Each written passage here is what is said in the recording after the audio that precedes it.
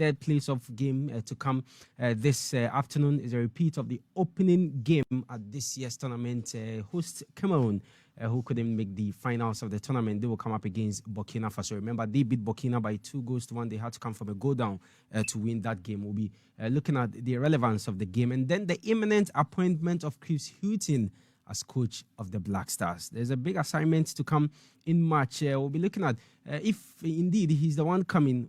What actually should be the target? Well, is it a case of us telling him to qualify us for the World Cup, a target for the World Cup, and also go on to win the Nations Cup as we always do with coaches, or we'll be looking at rebuilding our team? Sule Muntari's move to Accra Heart of Folk will feature here on the show. My colleague Felix Romark had an exclusive, interview with him, which we'll play here on the show, as well as Ghana Premier League. Already heard Achu take you through some of the matches that will be played, or all the matches that will be played this weekend in the Premier League. There's one big game happening at the Accra Sports Stadium tomorrow, and that's going to be between Accra Heart of Folk and Accra Great Olympics, the Manchester Derby. A lot of dynamics going into the game. The last time these two teams met, one player who featured prominently for Olympics today is with Accra Heart of Folk. The Sule Muntari capture factor is also there to look at. And then the Black Princesses are also in action later this afternoon. They take on their counterparts from Uganda in a World Cup qualifier. Remember, Ghana went away to draw in the first leg. So, of course, any form of victory for the team today will see them progress to the next level of the qualifiers. All here on Asaase Radio 99.5. The show, as always, is interactive. So let me hear from you on our WhatsApp line, which is 020-000-995, 020-000-995. You are streaming live on Facebook at Asaase Radio 99.5. You can place your comments there. The issue of Chris Hughton, Sule Muntari's move to Accra Heart of Folk. If you're a Phobian fan, I want to hear from you. The commercial value it brings to the club, or what you expect on the pitch from Muntari, as well as the Ghana Premier League matches. And then if there's time, we'll do that of the issues that I've spoken about. So let's make it interactive as possible as we can here on the show. But we've got some guests here in the show, two strong men and one beautiful lady from the Ghana Rugby Federation. And of course, it's got to do with Ghana being chosen to host the 2022 Middle East Africa Championship, which will run from 27 September to October 2. Now, 4 nations will take part, Ghana inclusive with Morocco. So Ghana host nation with Morocco, Nigeria, and Cameroon, and it will be the 3rd edition of the championship. Let's quickly have a discussion on that. I'm joined in the studio by Daniel Okojani, who is head marketing and branding at the RLFG, and then Jafaru Awudu Mustafa, general manager of this organization, as well as Adongo and you see Elizabeth, team manager of Accra Panthers. Guys, good morning and thanks so much for joining us on the show. Good morning. Good morning. We're happy to be here. All right, okay. So, first of all, I want to start with you, Johnny. What is this thing all about? Winning bid to host. When we hear, a country winning a bid to host a competition, of course, this is a big deal. So, how big is this for us here in Ghana? Thank you so much. Thanks for having us. So, this is a big milestone for the Ghana Rugby League Federation Ghana, because it's been a while. We've been playing rugby league in Ghana for about 10 years. So this is our 10th year. And like you read earlier on, we've been to the tournament 3 times. And this time, based on the huge improvement and then the success of the game, I think for the past 3 years, the authorities, thought it wise that we could host. We went into the bid hoping that we would get the opportunity to host, because we have all the the facilities, the players, the technical know-how, and everything that we need for hosting a tournament like this. When you talk of facilities, facilities is always a problem here in this country. Yeah. So facilities as where? And well, so currently we do most of our playing games on the University of Ghana campus. Okay. Yes. So we have a couple of fields that we use. They are not not for us personally, but we get the opportunity to use those fields. Later in the future, we're looking at building ours, which in the new. Yeah, that's very important. Yes. But where exactly are we going to host this championship? So we will be doing this on the Sabah field.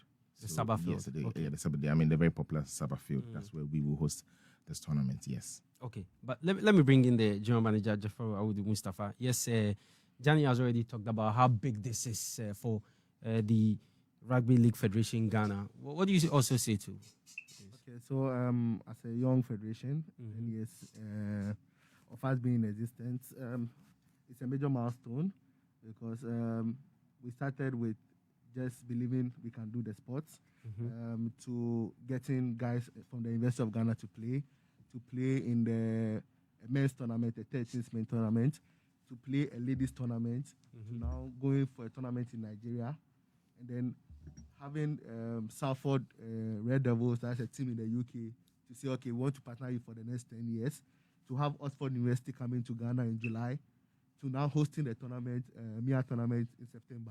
Okay. So it's a lot for us in the small space, and we think this is also a big deal because within this short time, we've been able to achieve a lot. Okay, but I'll bring in Elizabeth. But Johnny, I mean, this is a competition for Ghana, Nigeria, Morocco, and the other countries. So Cameroon, yes. Yeah. So, but how is the selection process going to be done? This is a league you are running here.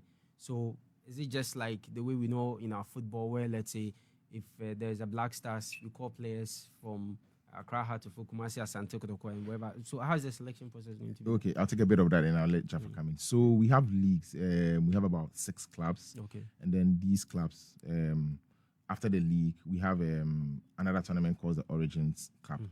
After the Origins Cup, now we are able to do the selection for the national team. Okay. We have 2 sets of teams. There's a main team, and then there's more or less like an auxiliary team. Okay. The Origins Cup normally see the national team. No, the President's Cup normally see the national team play the auxiliary team. So it means we have 2 national teams ready.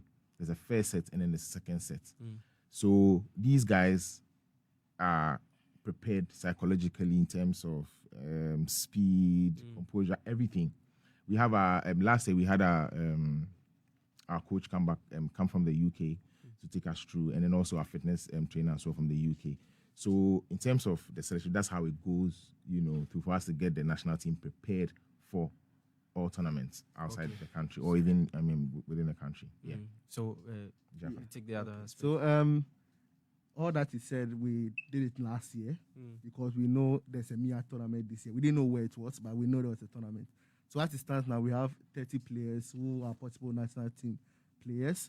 We will go into this year with a 9th tournament. They play the 9th tournament. Then there's a 13th tournament that lasts for almost 15 weeks. They'll play that one also. Then there'll be a Justify when Oxford University comes to Ghana in July. So during that point, we select the best. We are looking for 19 players. After which, we also have foreign players like football has. So we have 7 slots for foreign players. We are currently talking to some of them. 2 have assured us. That means there are 5 more slots. So if we fill those slots, then 12 local players and then 7 foreign players will be in Ghana in September to lock on for us. Okay. Elizabeth, you are the team manager for Accra Panthers. Just give me an idea of how it is. People hear about rugby. For the very first time, today is actually the first time I'm, getting the opportunity to hold a rugby ball. You will hold it. Very light. You will touch it and hold very, it. Very light. Initially, I thought it was some heavy ball, though. But there was 6 years ball. Yeah. Just give sports. Okay, so let me bring in Elizabeth. Just give me an idea of how this sport is. For those who do not really know much about rugby. Okay, so thank you. So for those who don't know about rugby league, it's a very smart game and then very interesting to play. So the ball is being passed backwards, but then you still have to take it forward. So it means when you get hold of the ball, you have to run as fast as you can to cover up a space. Yeah, so that's what I can say about rugby. Okay. League. Do you play? Yes, I do play. Can I play if I want to? You can play rugby league. Rugby league, it's a game for all. Okay. Whether big, small, tiny, like tall, you can play. Okay. All right. Johnny, marketing guy. In terms of sponsorship and all, how are you guys going to run this? Because it's big. You're hosting other countries. I'm sure you not get support from government, but so how are you going to do this? Okay, thank you so much. So that is one area of priority or interest for us, the federation. We currently run the league or the federation with our, should I say, personal monies. We have an executive board, yes. So we do it ourselves. We've been trying to call on government for support. It's been a bit of a problem. as time goes on, we get some sponsors. Last year, we had a few sponsors, throwing some products, a bit of some monies and all that. We got some, good Samaritans and let's say philanthropists from even outside the country. You give us, some few pounds and all that. Moving forward into this year, where the tournament is big, even though we will get some funds from the international body to host the tournament, we need huge support from here because there are quite a number of things that a host country you need to do, you need to put in place. So that's one of the reasons why we are doing this, a media tour. We've been quite a lot of places, and we're looking for support. We're calling on everybody. Corporate Ghana. This is a very interesting sport. I mean, we love football. No two ways about that. Our first game here in Ghana is football, but we need to pay attention to some of. Are you guys under the Ghana Rugby Federation? No, we are not. So Yeah, this, so you- so this is Ghana. This is rugby league. This is the So, rugby yeah, league, so but it's not there's- under the Ghana Rugby Federation. No. So there's rugby union and then there's rugby league. Okay, Yes. So we are rugby league. all right. Yes. Okay, Yeah. so the difference has been there for 125 years now. Yeah. There are two different sports that has been in existence for a long time. Rugby league is played by 13 players on the field for 80 minutes, first half, second half. When you are tackled, we don't rack like what you see in the other games or rugby union. After 6 tackles, you hand over the ball to the opponent. Okay. Yes, and then we also don't do the line out where we jump and raise, Raise the carry. person. We don't do that one. Oh, okay. Okay. All right. Yeah. So that's the difference. Team Panthers team manager, Accra Panthers team manager Elizabeth. Now Nigeria, the defending champions, due to COVID, couldn't host it for the past 2 seasons. Yeah, 2 seasons. Yeah. Do we have a team? If I say do we, because yes, I'm part of Ghana, the Rugby League Federation Ghana. Do we have a team to, win, So- host and win? So I'll touch on it and then let Jafaru handle Okay. that. So we do have a team, definitely. Our boys are putting, they are really improving from last season's championship tournaments and everything as compared to, this year's touch game. Although it was a touch, but then you could see the drills, the skills, and then everything that they've been taught on the training grounds. They've been applying it, and I think with a little bit of dedication and discipline, they'll just do. They'll be able to Yes. win. Yeah, Okay. exactly. Jafaro. Yeah, so the catch here is this is a World Cup qualifier for France 2025. So the players know what is at stake already, and as a country also know what is at stake. We've started training the national team already because we had them last year. What we are doing now is every month we try to meet them twice because of the leagues. We need them to be in their class also. So we are training them. We are getting help from Salford because they'll be bringing coaches around to come and help them learn. We have a match with Oxford University also 2 times, and they will play the University of Ghana in another match. So all this experience, I believe, is going to help us get the boys in shape and ready for the tournament. When you speak to a female footballer in this country and you ask her motivation for playing in the Ghana Women's Premier League, because they don't make much, or some they don't even make money at all. Their motivation is to, for the fact that one day they will be able to get the opportunity to play in the national team. So what would be the motivation for someone or to come and play in the Rugby League Federation Ghana? Okay, so for us, the motivation is quite simple. One, it's a very interesting sport. Yes, that's one. So it's going to put you in a very good shape in terms of health.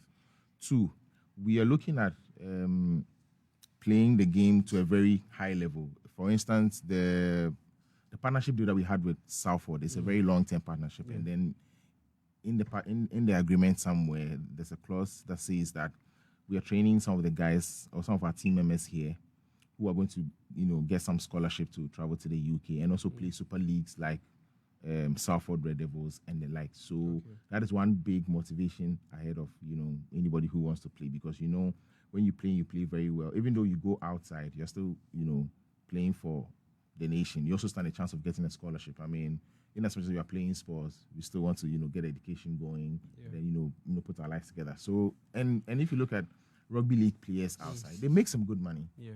Yes. When you play to a very, huge platform and you're very disciplined, just like the likes of, the Messis and all that, you can also make some very good, money or a living even out of it. So that's, that's what drives some of us. All right, so we are wrapping up our conversation. For you, Jafaro, you guys, you have something you want to tell us? Yeah, so February is the month of love, and as a federation, we don't want to just be into competition. We are trying to find a way to blend or take people out of the competition zone into what we call the love or fun zone.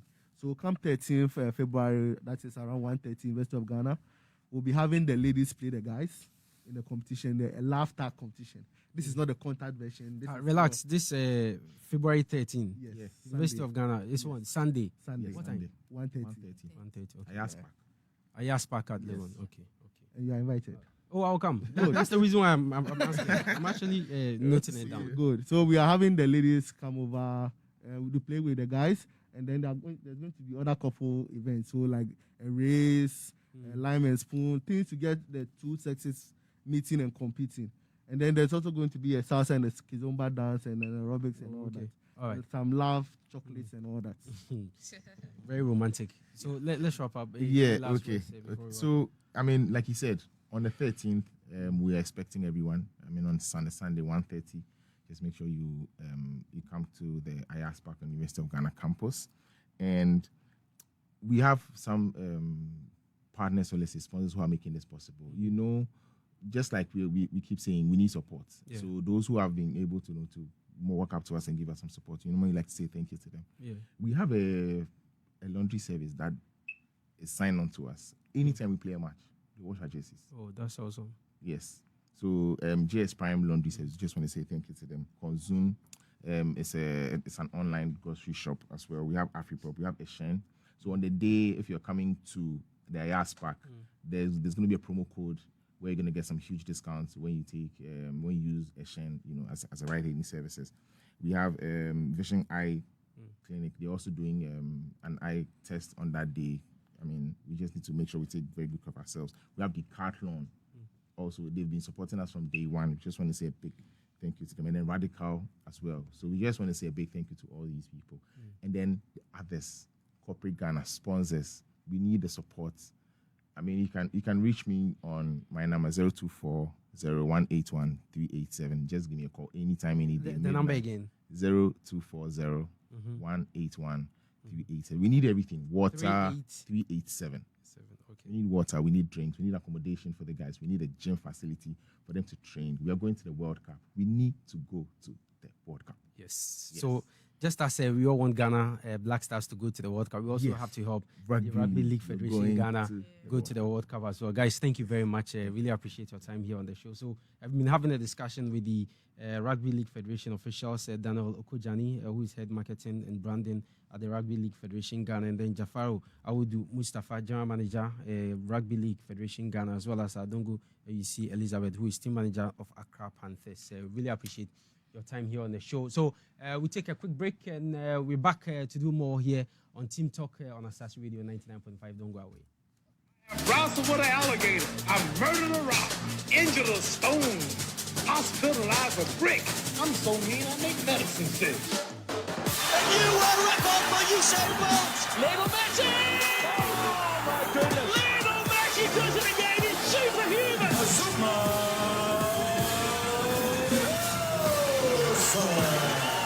Michael Duncan against George Owu, and Michael Duncan scores! Hearts are the champions of the Confederation Cup! Glorious Stars have lifted the trophy!